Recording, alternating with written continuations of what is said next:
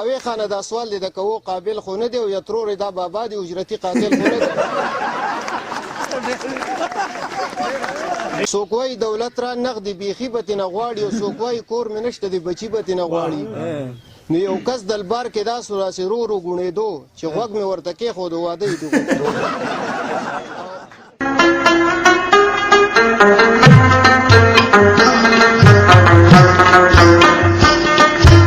السلام علیکم. امید لرم چې ټول به ټیک ټاک او د ژوند په مزو کې وئ.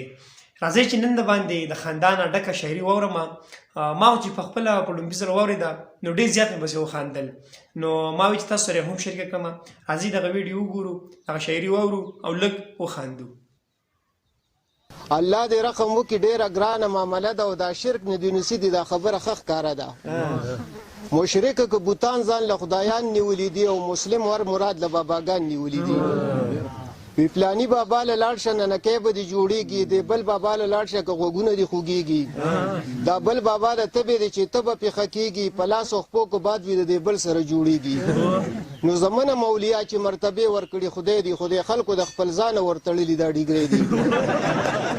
او څوک لاړ شي بابا زمونه مولیا چې مرتبې ورکړي خدای دی، خدای خلکو د خپل ځانه ورتړلي دا ډیګرې دي.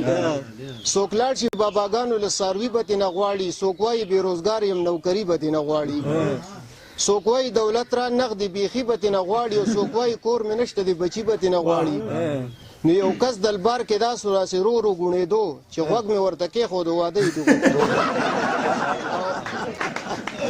ډېر ښه یار. یو کس دلبار کې ناست و داسې رو رو ګوڼېدو چې غوږ مې ورته کېښود واده یې دې غوښتو. او یو څو ښځې راغلې وې د عمر نه پخې وې، په چغو باندې سر وې غورځولې برقې وې، چې خیال مې ورته وکړو بس د کوپر نظارې وې او چاپېره دې زیارت ته په سجده باندې پرتې وې. څه بل شان عجیبه شانته سوالونه یې کول او د قبر چې څه کاڼي و دوی ځان پورې مږلی. نو یوې وې بابا خاوند مې نه مني خبره، تعویز او دم درود پې اثر نه کوي د سره. دې بلې وې زما خو هم د خاوند نه کېږي یره او دا کور ترېنه خالي که چې بیا ګرځم بې خطره. نو د ده نه کونډه ښه یم بابا وایي که څه غم او که دا کار دې ونه کړو کرامات دې نه منم.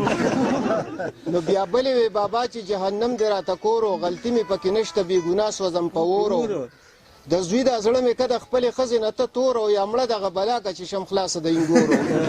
نو ماوې خانه دا سوال دی د کوو قابل خو نه دی او یا ترور دا بابا دی اجرتي قاتل خو نه دی. ډېر ښه یار. ډېر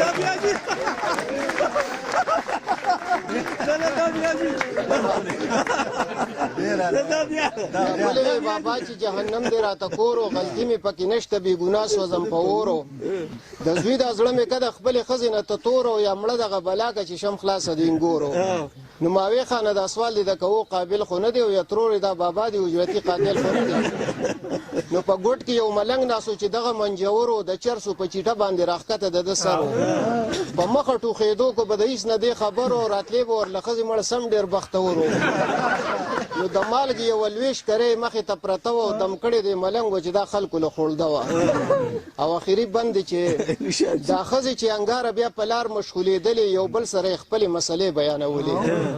یوې وې چې بېګا مې ټوله شپه خپې خوږېدلې او سحر وختې خو ځکه دې بابا له هم راغلې. نو دې بلې وې ساده ښځې د ده کار خو بدل دی، دې نورو مسلو له دې د خپو بابا خو بل دی. ډېر زیات خوند یې وکړو، ډېر زیاته مزې وکړه. دغه شعرونو، دغه خوندور شعرونو د ډک د خندا. امید لرم چې تاسو به هم خوښ شوي وي. که چېرې پویټري هم خوښه شوي وي او ویډیو هم خوښه شوي وي نو خپلو ملګرو سره ضرور شیر کړئ.